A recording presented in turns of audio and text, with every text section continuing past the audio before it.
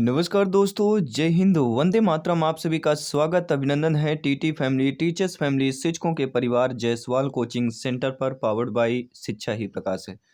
दोस्तों, इस क्लास में हम बात करने वाले हैं बाल विकास CDP child development and pedagogy के practice paper number 6 by Jaiswal sir. संपूर्ण सीडीपी का पूरा निचोड़ रहेगा, 30 प्रश्नों का यह कलेक्शन रहेगा जैसे आपके पेपर में आना है, अभी तक पूछे गए हैं।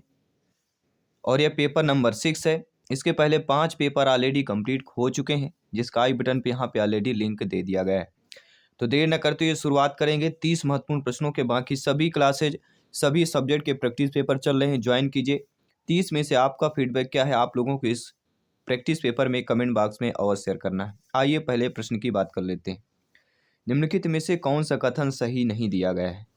देखिए, विकास प्राणी और उसके पर्यावरण की अंतःक्रिया का परिणाम है, बिल्कुल ये कथन हमारा सही दिया गया है। वंशानुक्रम माता पिता से संतान में गुणों का संचरण है, यह भी बिल्कुल सही दिया गया है। वंशानुक्रम व्यक्ति की जन्मजात विशेषताओं का शोधन है, यह आपका कथन गलत है, क्योंकि वंशानुक्रम जो होता है व्यक्ति की जन्मजात विशेषताओं का शोधन नहीं होता है। और बाकी दिया गया माता पिता के शारीरिक और मानसिक विशेषताओं का संतानों में संचारित होना वंशानुक्रम, बिल्कुल सही बात है। लेकिन वंशानुक्रम जो है व्यक्ति की जन्मजात विशेषताओं का शोधन है, यह कथन हमारा गलत दिया गया है। यही पूछा जा रहा है कौन सा कथन सही नहीं है, तो थर्ड वाला ऑप्शन हमारा सही नहीं दिया गया। इसके बाद आपका अगला प्रश्न है जो आप लोगों की स्क्रीन पर दिया गया है। साहचर्य के नियम है, तो साहचर्य के नियम कौन से होते हैं? वैषम्य का नियम, समानता का नियम, समीपता का नियम, या ये सभी हो जाएगा। तो साहचर्य के नियम जो कहलाते हैं वह हमारे सभी लोग जानते हैं।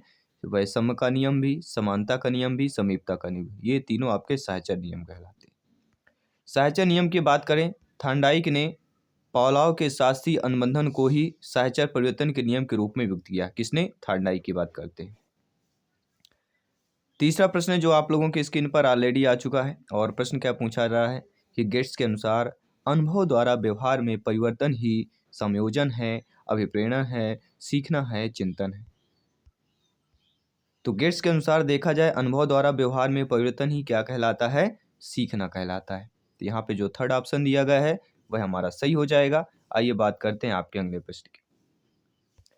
अगला है, अपने आप को प्रेम करने की प्रवृत्ति को क्या कहते हैं? अहंकारी प्रवृत्ति, आत्मकेंद्रित प्रवृत्ति, नार्सिज्म की प्रवृत्ति, या हिप्नोटिज्म की प्रवृत्ति कहते हैं।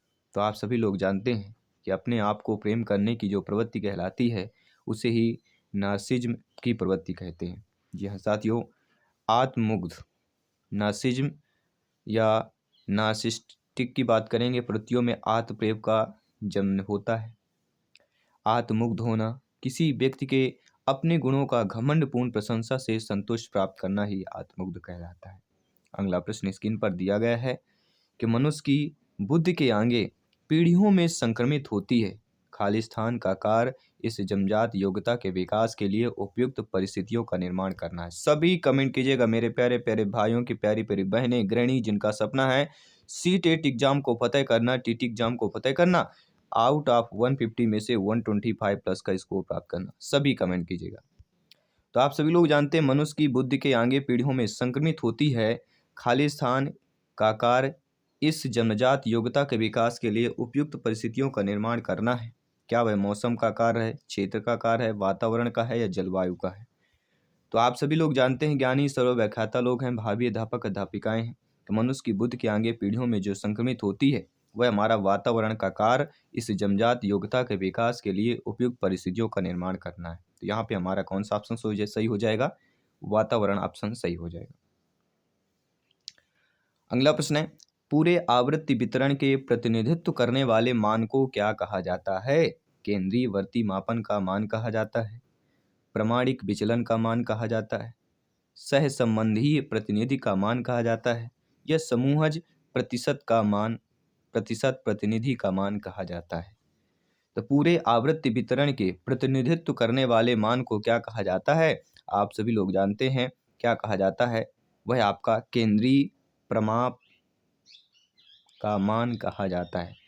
क्योंकि यहाँ पे प्रश्न पर दिया गया पूरे आवृत्ति वितरण, तो पूरे आवृत्ति वितरण में जो प्रतिनिधित्व करने वाला मान को क्या कहा जाता है? केंद्रवर्ती प्रमाप का मान कहा जाता है। पहला ऑप्शन सही हो जाएगा। अगला प्रश्न देख लेते हैं, स्क्रीन पर दिया गया है निम्नांकित में कौन सी विशेषता आंतरिक रूप से अभिप्रेरित बच्चों के लिए सही नहीं दी गई है? वे हमेशा सफल होते हैं, वे चुनौतीपूर्ण कार्य पसंद करते हैं, वे कार्य के समय आनंद अनुभव करते हैं, वे कठिन कार्यों में उच्च स्तर की ऊर्जा प्रदर्शित करते हैं। तो कौन सी विशेषता जो है आंतरिक रूप से अभिप्रेरित बच्चों के लिए सही नहीं है? तो पहले ये जानना जरूरी है कि आंतरिक रूप से अभिप्रेरित बच्चों के लिए जो विशेषता है वह यह है कि वे चुनौतीपूर्ण कार्य पसंद करते हैं, वे कार्य को समय आनंद अनुभव करते हैं। अगर आपके आंतरिक रूप अभिप्रेरित हैं, आप आंतरिक रूप से अपने अंदर से मोटिवेट है कि मुझे सीटेट को क्रैक करना है, सीटेट एग्जाम को फतेह करना है, तो आप जो कार्य करते हैं, पढ़ते हैं, तो उस पर आनंद अनुभव होता है। आप चुनौती कार्य करना पसंद करते हैं कि इस बार बिल्कुल सीटेट क्रैक करना ही करना है, और वे कठिन कार्यों में उच्च स्तर की ऊर्जा भी प्रदर्शित करते हैं। एनर्जी आपकी 100% रहती है, लेकिन वे हमेशा सफल होते हैं। ये आपके आंतरिक रूप से अभिप्रेरित बच्चों के लिए सही नहीं है, क्योंकि हमेशा जो शब्द है, हमेशा जो है हमेशा सफल या क्या है पेडागोजी में नेगेटिव माना जाता है। आइए बात करते हैं अगले प्रश्न। बालक ऐसी पुस्तक है जिसका शिक्षक को अध्योपांत अध्ययन करना चाहिए। उपरोक्त कथन किसके द्वारा दिया गया है? आप सभी लोग जानते हैं बालक एक ऐसी पुस्तक है, बालक को ही पुस्तक बता दिया गया है जिसका शिक्षक को अध्योपांत अध्ययन करना चाहिए। यह कथन अरस्तु के द्वारा, प्लेटो के द्वारा, रूसो के द्वारा या रॉस के द्वारा दिया गया है। तो आप सभी लोग जानते हैं कि बालक एक ऐसी पुस्तक है जिसका शिक्षक को अध्योपांत अध्ययन करना चाहिए। ये रूसो का कहना है। नोट कर लीजिएगा, थर्ड ऑप्शन सही हो जाएगा। बाकी टेलीग्राम से अवश्य जुड़िए, फ्री में नोट्स PDF फाइल प्राप्त करें। अगला प्रश्न स्क्रीन पर है कि बाल मनोविज्ञान के अनुसार शिक्षा के क्षेत्र में मुख्य स्थान किसका है? अध्यापक का, बालक का, अभिभावक का, प्रशासक का? इस प्रकार से प्रश्न जरूर आएगा। बाल मनोविज्ञान में शिक्षा के क्षेत्र में जो मुख्य स्थान है वह पूछा जाएगा, लेकिन आंसर आपका नहीं बदलेगा, आंसर आपका बालक ही होगा। सेकंड वाला ऑप्शन सही हो जाएगा। अगला प्रश्न दिया गया है कि सामान्य से विशेष की तर्क की प्रक्रिया निम्नलिखित में से कौन सी पद्धति में है? निगमनात्मक पद्धति, आगमनात्मक पद्धति, एक व दोनों या इनमें से कोई नहीं? तो आप सभी लोग जानते हैं कि समान से विशेष की तर्क जो प्रक्रिया होती है, निम्नलिखित में से जो पद्धति कहलाती है, समान से विशेष अर्थात निगमनात्मक पद्धति की बात करते हैं। नो डाउट, आई होप आप समझ गए होंगे। आइए बात करते हैं आपके अगले प्रश्न की। बाल्यावस्था की प्रमुख मनोवैज्ञानिक विशेषता क्या होती है? सामूहिकता की भावना, निर्भरता, धार्मिकता या अनुकरणात्मक प्रवृत्ति का भाव? तो आप सभी लोग जानते हैं बाल्यावस्था की जो प्रमुख मनोवैज्ञानिक विशेषता, कौन सी विशेषता? मनोवैज्ञानिक विशेषता पूछा जा रहा है, तो वह होती सामूहिकता की भावना। पहला ये ऑप्शन सही हो जाएगा, क्योंकि बाल्यावस्था जो होती है, बच्चा जो है बाल्यावस्था में ग्रुप में होता है, समूह में खेलना ज़्यादा पसंद करता है। अगला प्रश्न स्क्रीन पर है, किशोरावस्था में संवेगों की तीव्रता किस प्रकार प्रकट होती है? व्यवसाय की समस्या, प्रतिकूल पारिवारिक संबंध, नई परिस्थिति के साथ संयोजन या उपरोक्त सभी? तो किशोरावस्था अर्थात सभी लोग जानते हैं 12 से लेकर 18 वर्ष तक की अवस्था। इस अवस्था में संवेगों की तीव्रता जिस प्रकार से प्रकट होती है वह आपकी कौन सी है? तो व्यवसाय की समस्या भी हो जाती है, प्रतिकूल पारिवारिक संबंध भी हो जाते हैं, और नई परिस्थिति के साथ संयोजन भी। तो ये तीनों जो है अर्थात उपरोक्त सभी जो है किशोरावस्था में संवेगों की तीव्रता प्रकट होती है। तो उपरोक्त सभी जो दिया गया है, फोर्थ ऑप्शन यहाँ पे सही हो जाएगा। आइए बात करते हैं आपके अगले प्रश्न की। 140 से अधिक बुद्धिलब्ध IQ वाले बच्चों को किस श्रेणी में रखेंगे? मंदबुद्धि, मूर्ख, सामान्य, प्रतिभाशाली? तो सभी लोग जानते हैं अगर 140 प्लस जिसकी IQ होगी उस बालक बालिका विद्यार्थी शिक्षार्थी को प्रतिभाशाली श्रेणी पर रखेंगे। और एक प्रश्न IQ से जरूर आएगा, ये आपको ध्यान देना है। आइए जान लेते हैं बुद्धिलब्धि, प्रसार और उनके विवरण और प्रतिशत। देखिए 100 से लेकर 109 उच्च सामान्य बोला जाता है, हाई नॉर्मल, प्रतिशत 25% होता है। 90 से 99 जो है निम्न सामान्य बोला जाता है, लो नॉर्मल, जो 25% होता है। 80 से 89 जो मंद बुद्धि डुल होती है वह 14.5% होता है। और 70 से 79 जो हीन बुद्धि वाले होते हैं जिसे हम 7% के आसपास रखते हैं। तो बुद्धिलब्ध, प्रसार, विवरण, प्रतिशत दिया गया है। ये चीज़ें जान लेना बहुत जरूरी है। कम समय और कम क्लासेज में ये सारी चीज़ें बताई जाए, क्योंकि प्रैक्टिस पेपर में डायरेक्ट क्वेश्चन टू आंसर किया जाता है, लेकिन जो संभावित प्रश्न होते हैं क्वेश्चन से रिलेटेड, ये भी प्रश्न पूछे जा सकते हैं, उनको भी करना बहुत जरूरी होता है। सृजनशीलता मौलिक परिणामों को अभिव्यक्त करने की मानसिक क्रिया है। उपरोक्त कथन किसके द्वारा दिया गया है? जेम्स डेवर, कुरोयम क्रो, रॉस या स्किनर? कथन देखिए 5-6 कथन स्टेटमेंट अवश्य 150 में पूछे जाते हैं, कभी कभी 10-12 भी हो जाते हैं। तो स्टेटमेंट कथन बहुत इंपॉर्टेंट है, ये आपसे बनेगा तभी आप कर पाएंगे। ठीक है, तो सृजनशील मौलिक परिणामों को अभिव्यक्त करने की एक मानसिक क्रिया है। एक किसका कथन है? या आपके क्रोयम को का कहना है, क्योंकि सृजनशील मौलिक परिणामों को अभिव्यक्त करने की मानसिक क्रिया की बात करेंगे। सृजनशीलता के साथ साथ मानसिकता की बात की गई है। ठीक है, तो यहाँ पे किसका कथन है? क्रोयम क्रो का कथन हो जाएगा। आइए बात करते हैं आपके अगले प्रश्न की। प्रयास और भूल का सिद्धांत के प्रतिपादक कौन है? मैकडूगल, थॉर्नडाइक, कोहलर या ईपी पॉलाव? तो आप सभी लोग जानते हैं प्रयास और भूल के सिद्धांत के जो प्रतिपादक माने जाते हैं और कोई नहीं, आपके थॉर्नडाइक मनोवैज्ञानिक माने जाते हैं। क्लासिकी अनुबंधन का सिद्धांत का जिक्र होता है, ईपी पॉलाव का नाम आता है। कोहलर पर किसने प्रयोग किया? कोहलर की बात करें, किस पर प्रयोग किया गया? चिंपांजी नामक बंदर पर किया गया, सभी लोग जानते हैं। आइए बात करते हैं अगले प्रश्न की। पहले जान लेते हैं कि विद्यार्थियों के लिए अध्ययन के अनुभव को सुखद बनाने के लिए प्रेरणा और सुदृढ़ीकरण पर आधारित होता है। थॉर्नडाइक ने सीखने के प्रयास और भूल के सिद्धांत का प्रतिपादन किया, लेकिन आप ये भी जानते हैं कि क्लासिकल कंडीशनिंग का सिद्धांत ईपी पॉलाव द्वारा प्रस्तावित किया गया था। और ये दो देखिए, एक थॉर्नडाइक एक ईपी पॉलाव, एक क्लासिकी कंडीशनल सिद्धांत हो गया और प्रयास और भूल का सिद्धांत। ये दो सिद्धांतों में से एक सिद्धांत से प्रश्न जरूर आएगा, नोट कर लीजिएगा। सीखने के पठार के निराकरण के लिए क्या नहीं करना चाहिए? सीखने की अच्छी विधि का प्रयोग करना चाहिए, सीखने वाले को प्रेरित और प्रोत्साहित करना चाहिए, उसे दंडित करना चाहिए, इनके कारणों का अध्ययन करना चाहिए।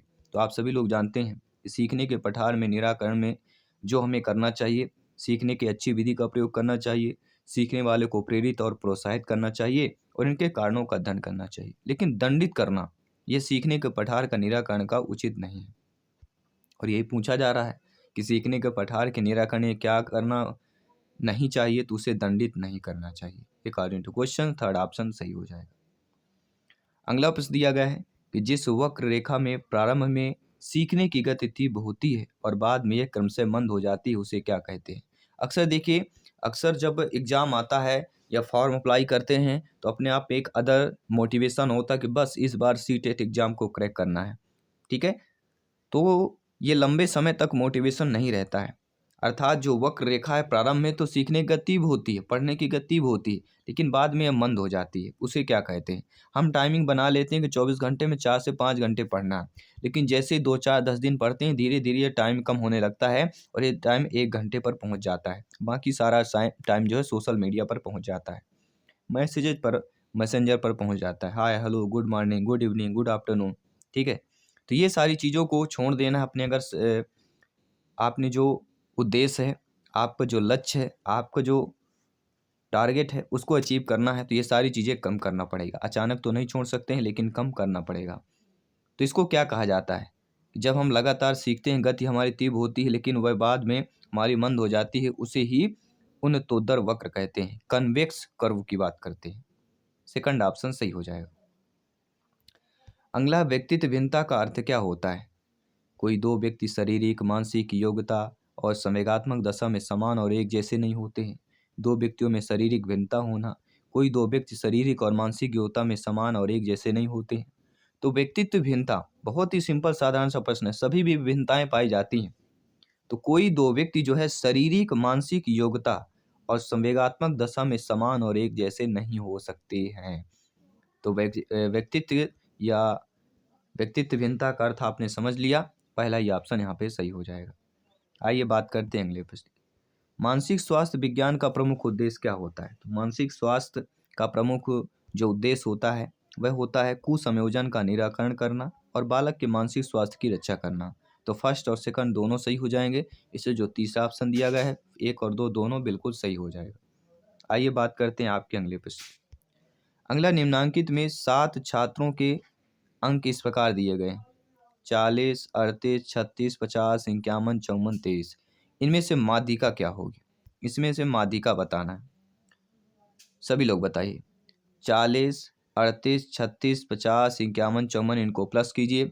1 2 3 4 5 6 7, टोटल 8 संख्याएं, इनको बटे 8 से भाग कर दीजिए। आपकी माध्यिका आ जाएगी और माध्यिका आएगी 40। सभी संख्या को प्लस कर दीजिए और 7 छात्रों के अंक दिए गए तो बटे 7 कर देना है। ठीक है, और जो आपकी वैल्यू आ जाएगी वह 40 आएगी, औसत आपका निकल के आ जाएगा। अगला है रुचि का संबंध किससे होता है। आपका इंटरेस्ट जो होता है उसका जो कनेक्ट है संबंध किससे होता है। रुचि का संबंध अवधान, योग्यता, दोनों से या इनमें से कोई नहीं। तो आप सभी लोग जानते हैं रुचि का जो संबंध होता है वह अवधान से होता है। पहला ऑप्शन यहाँ पे सही हो जाएगा। अगला, सीखे हुए ज्ञान, कौशल या विषय का अन्य परिस्थितियों में उपयोग करने को क्या कहते हैं। सीखने का स्थानांतरण, प्रेरणा, भगनासा या चिंतन कहते हैं। तो आप सभी लोग जानते हैं, ज्ञानी सर्व व्याख्याता लोग हैं, भावी अध्यापक अध्यापिकाएं हैं, कि सीखे हुए ज्ञान, कौशल, विषय का अन्य परिस्थितियों में उपयोग करना क्या कहते हैं, उसे ही सीखने का स्थानांतरण कहा जाता है। पहला ऑप्शन यहाँ पे सही हो जाएगा। अगला है, अनुबंधन की प्रक्रिया में प्रथम सोपान निम्नलिखित में से कौन सा होता है। आवृत्ति, उत्तेजना, सामान्यीकरण या इनमें से कोई नहीं। तो आप सभी लोग जानते हैं अनुबंधन की प्रक्रिया में प्रथम सोपान जो है कौन सा होता है। सभी लोग जानते हैं वह हमारी कौन सा कहलाता है, उत्तेजना। क्योंकि अनुबंधन की प्रक्रिया में पहला सोपान जो होता है, प्रथम सोपान उत्तेजना ही होता है। उत्तेजना किससे संबंधित है, संवेग की बात करते हैं, और संवेग का संबंध किससे है, मैकडूगल से है। अगला प्रश्न है, स्मृति सीखी हुई वस्तु का सीधा उपयोग है, यह कथन किसका है। वुडवर्थ का है, मैकडूगल का है, रॉस का है या जेम्स डेवर का है। तो आप सभी लोग जानते हैं, आपने पढ़ा होगा कि स्मृति सीखी हुई वस्तु का एक सीधा उपयोग है, किसका कहना है, ये वुडवर्थ का प्रयोग है। सीधा उपयोग, सीधा यहाँ पे वुडवर्थ मतलब जन्म होना, वुड माने लकड़ी, लकड़ी का जन्म यहाँ पे सीधा की बात कर रहे हैं। ठीक है, तो स्मृति सीखी हुई वस्तु का सीधा उपयोग है, वुडवर्थ का कहना है, वुडवर्थ का स्टेटमेंट है, नोट कर लीजिएगा। अगला, निम्नलिखित में से कौन सी दशा या दशाएं ध्यान को आकर्षित करने की आंतरिक दशा नहीं है या है। आवश्यकता, उद्दीपन की स्थिति, 1-2 दोनों या 2-1 दोनों। तो आप सभी लोग जानते हैं जो दशाएं ध्यान को आकर्षित करने की आंतरिक दशा नहीं है वह हमारी कौन सी कहलाती है, वह कहलाती है उद्दीपन की स्थिति। सेकंड वाला ऑप्शन सही हो जाएगा। अगला प्रश्न, संवेग की उत्पत्ति किससे होती है। तो संवेग की उत्पत्ति मूल प्रवृत्तियों से होती है। पहला ऑप्शन सही हो जाएगा। अगला प्रश्न क्या दिया गया है कि अभिप्रेरण के लिए अक्सर शब्द का भी प्रयोग किया जाता है। किस पर किया जाता है, तो अभिप्रेरण के लिए अक्सर शब्द का प्रयोग जो है आवश्यकता के लिए किया जाता है। पहला ऑप्शन सही हो जाएगा। अगला प्रश्न है, विद्यार्थियों में संप्रत्य विकास का निर्माण के लिए शिक्षक जो है, शिक्षक को विद्यार्थी को व्यापक अनुभव प्रदान करना चाहिए था। अवसर प्रदान करना, अनुभव प्रदान करना, ये भी पॉजिटिव हमारा हो जाता है। साथ ही साथ शिक्षण की विधि सरल से जटिल की ओर होनी चाहिए, ये कथन हमारा गलत हो जाता है। इस शिक्षक को विद्यार्थियों को निर्मित प्रत्ययों के अंतरण का अवसर देना चाहिए, ये भी हो जाता है। तो उपरोक्त सभी क्रियाएं करनी चाहिए। जब 3 क्रियाएं हमारी हो रही, 2 क्रियाएं हमारे हो गई, तो तीसरी भी होना चाहिए। तो शिक्षक को शिक्षण की विधि सरल से जटिल की ओर होनी चाहिए, बिल्कुल सही बात है। यहाँ पे विधि सरल से जटिलता की ओर कर रहे हैं, इसलिए ये भी सही होगा। ठीक है, हमने अर्थ को नहीं समझा था, हमने डायरेक्ट जटिल समझ लिया था, और यही हम अक्सर एग्जाम पेपर में करते हैं। जो शिक्षण विधि सरल से जटिल की ओर होगी, बिल्कुल सही बात है। ये उपरोक्त सभी क्रियाएं, ये तीनों क्रियाएं जो हैं विद्यार्थियों में, बालक बालिकाओं में, शिक्षार्थी में प्रत्यय विकास का निर्माण के लिए शिक्षक के लिए आवश्यकता है। तो जो हमारा फोर्थ ऑप्शन दिया गया है वह हमारा सही हो जाएगा। आइए बात करते हैं अगले प्रश्न की। चिंतन मानसिक क्रिया का ज्ञानात्मक पहलू है। चिंतन की यह परिभाषा किसने दी है। रॉस ने, रेन ने, वेलेंटाइन ने, स्किनर ने। तो आप सभी लोग जानते हैं चिंतन की मानसिक क्रिया का ज्ञानात्मक पहलू है। ये किसको रास आता है, रास महोदय जो को ही रास आता है। तो चिंतन की मानसिक क्रिया ज्ञानात्मक पहलू है, किसका कथन है, रॉस का कथन हो जाएगा, नोट कर लीजिएगा। और इस प्रैक्टिस पेपर का 30वां प्रश्न है कि कल्पना के विकास के लिए कहानी सुनाना चाहिए, ज्ञानेंद्रियों को प्रशिक्षित करना चाहिए, रचनात्मक प्रवृत्ति के विकास पर ध्यान देना चाहिए, उपरोक्त सभी क्रियाएं करना चाहिए। तो आप सभी लोग बताइए कल्पना के विकास के लिए आपको क्या क्या करना चाहिए, या आपको कमेंट करके फीडबैक करके बताना है। और साथ ही साथ इस प्रैक्टिस पेपर में 30 में से आपने कितना स्कोर प्राप्त किया, नीचे कमेंट बॉक्स में अवश्य बताइएगा। और ये 30वां प्रश्न आप सभी के लिए मॉक क्वेश्चन के रूप में है। मैं मिलता हूँ आपके 4 PM में मैथ्स पेडागोजी के क्लास पर मिलते हैं लाइव क्लास के साथ। इसके बाद आपको 7 PM में EVS लाइव क्लास के साथ मिलते हैं। मैं आपके साथ जयसवाल सर। सभी मित्रों को जय हिंद, वंदे मातरम।